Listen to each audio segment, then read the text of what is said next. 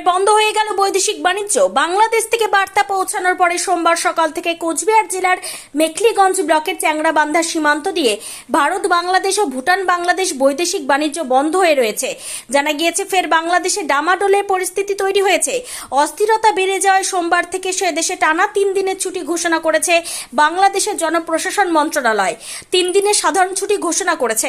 ফলে ফের বৃহস্পতিবার পর্যন্ত বন্ধ থাকছে ভারত বাংলাদেশ বৈদেশিক বাণিজ্য।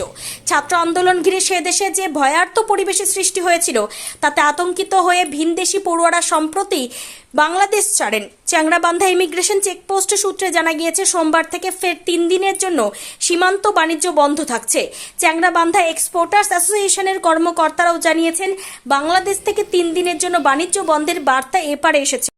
দাদা কি নাম আপনার? আমার নাম সুমন রায়। বাড়ি কোথায় আপনার? রংপুরে। ইন্ডিয়া কবে আসছেন? আজকে এখন আসলাম। কেন আসছেন ইন্ডিয়াতে? ইন্ডিয়াতে একটু কাজ আছে আমার, এই জন্য এসেছি। কোথায় যাবেন ইন্ডিয়াতে? শিলিগুড়িতে যাবো। কদিন? আগামীকালকে ব্যাক করবো। আচ্ছা, এখন বাংলাদেশের অবস্থা কেমন আছে? বাংলাদেশ অবস্থা মোটামুটি স্বাভাবিক।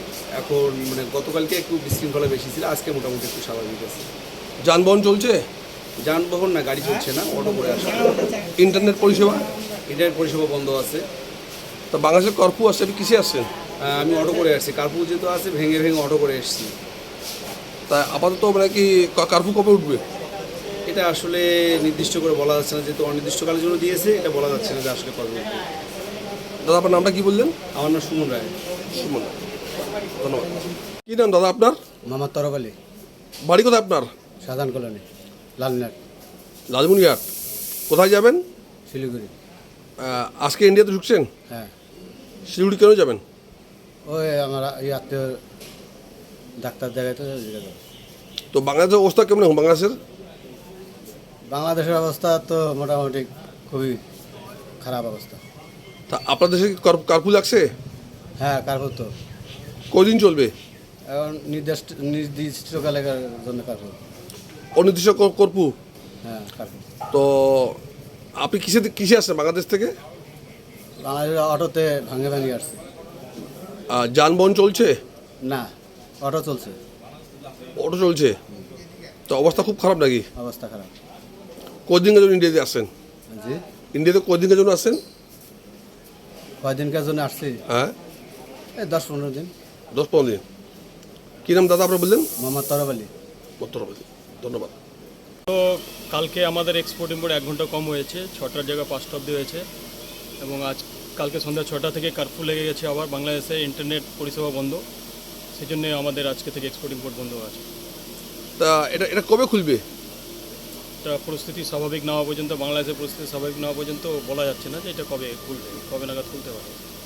তো বাংলাদেশের সঙ্গে আপনাদের কি যোগাযোগ কোনো কিছুই ব্যবসায়ীদের সাথে? ব্যবসায়ীদের সঙ্গে ইন্টারনেট পরিষেবা বন্ধ হওয়ার জন্য আমাদের সেরকম যোগাযোগ এখনও হচ্ছে না। তো বাংলাদেশে আপনাদের কোনো ট্রাক ফাইসে আছে এরকম কিছু? না, বাংলাদেশে যেগুলো ট্রাক গিয়েছিলো খালি হয়ে রিটার্ন চলে আসছে এবং বাংলাদেশের কিছু ট্রাক এখানে ছিল যেগুলো খালি হয়ে রিটার্ন যাচ্ছে। তা আপাতত বাংলাদেশে কার্ফু চালু আছে? বাংলাদেশে এখন কাল সন্ধ্যা 6টা থেকে কার্ফু চলছে।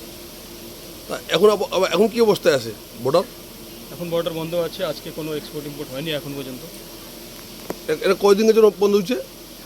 এটা বাংলাদেশ গভর্নমেন্ট তো সেরকম কিছু দেন, ওদের কার্ফু কালকে সন্ধ্যা 6টা থেকে চলছে।